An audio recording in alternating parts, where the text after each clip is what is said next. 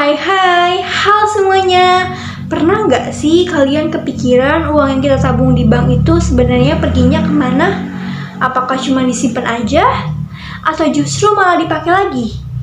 Nah, di video ini aku bakal bahas dua hal penting dalam dunia perbankan, yaitu penghimpunan dana dan penyaluran dana, yang ternyata punya peran penting loh dalam perekonomian di Indonesia saat ini, guys.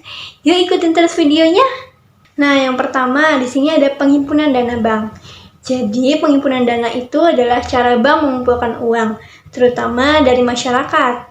Contohnya ada tabungan, ada giro, ada juga deposito. Nah, ibaratnya tuh bank kayak lagi ngumpulin modal gitu. Kenapa sih ini semua tuh penting? Karena tanpa dana ini, bank tuh nggak bisa jalan. Semakin banyak orang yang nabung, maka akan semakin besar pula kekuatan bank itu. Lalu selanjutnya, setelah penghimpunan dana bank, di sini ada penyaluran dana bank. Nah, setelah uang terkumpul, bank tuh nggak cuma diem aja. Uang tersebut tuh ternyata disalurkan lagi dalam bentuk kredit. Misalnya nih, ada kredit usaha, ada kredit rumah atau KPR, ada juga kredit kendaraan. Jadi, bank itu sebenarnya perantara dari orang yang punya uang ke orang yang butuh uang. So, simpelnya tuh gini, bank ambil uang dari masyarakat, lalu nanti tuh akan disalurkan lagi ke masyarakat. Kalau salah satu dari ini terganggu, maka ekonomi juga akan ikut terganggu. Dari dua pembahasan di atas, mari kita lihat kondisi Indonesia sekarang. Di sini ada fenomena yang cukup menarik. Penyaluran kredit perbankan tumbuh sekitar 9-10% di tahun 2025 yang menunjukkan bahwa bank masih aktif menyalurkan dana ke masyarakat, baik untuk konsumsi maupun untuk usaha. Tapi di sisi lain, kredit macet atau NPL juga naik kisaran 2,2% sampai 2,3%. Dan di sektor konsumsi bahkan mencapai 45 triliun. Kalau kita lihat lebih dalam, kondisi ini menunjukkan dua hal. Di satu sisi, bank berhasil menghimpun dana dan tetap aktif menyalurkan kredit.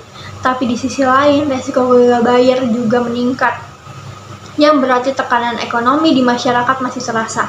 Hal ini bisa terjadi karena beberapa faktor, seperti daya beli yang melemah, kondisi ekonomi yang belum stabil, serta pola konsumsi masyarakat yang cenderung menggunakan kredit untuk kebutuhan konsumtif. Selain itu, kemudahan akses pinjaman saat ini seperti pinjol dan lainnya juga membuat masyarakat lebih mudah berhutang tanpa perencanaan yang matang. Menurut saya, kondisi meningkatnya kredit sekaligus naiknya kredit macet menunjukkan bahwa bank tidak hanya fokus pada penyaluran dana tanpa memperhatikan kualitasnya. Bank juga harus benar-benar menerapkan prinsip analisis kredit secara matang, seperti kemampuan bayar nasabah, kondisi ekonomi, dan jaminan yang dimiliki. Karena jika kredit diberikan secara terlalu longgar, resiko gagal bayar akan terus meningkat dan bisa berdampak pada kesehatan bank itu sendiri. Dalam jangka panjang, hal ini dapat mempengaruhi stabilitas sistem keuangan dan kepercayaan masyarakat terhadap perbankan. Dari sisi masyarakat, fenomena ini juga menjadi pengingat bahwa pengambilan kredit bukan keputusan yang dianggap ringan. Kemudahan akses pinjaman saat ini seringkali membuat orang tergoda tanpa mempertimbangkan kemampuan finansial ke depan. Padahal, jika tidak dikelola dengan baik, kredit justru menjadi beban yang menekan kondisi ekonomi pribadi. Oleh karena itu, masyarakat harus lebih bijak dalam menggunakan fasilitas kredit, terutama dengan memprioritaskan kebutuhan yang produktif dibandingkan konsumtif. Secara keseluruhan, penghimpunan dan penyaluran dana bank merupakan dua kegiatan yang saling berkaitan dan memiliki dampak besar dalam kehidupan ekonomi.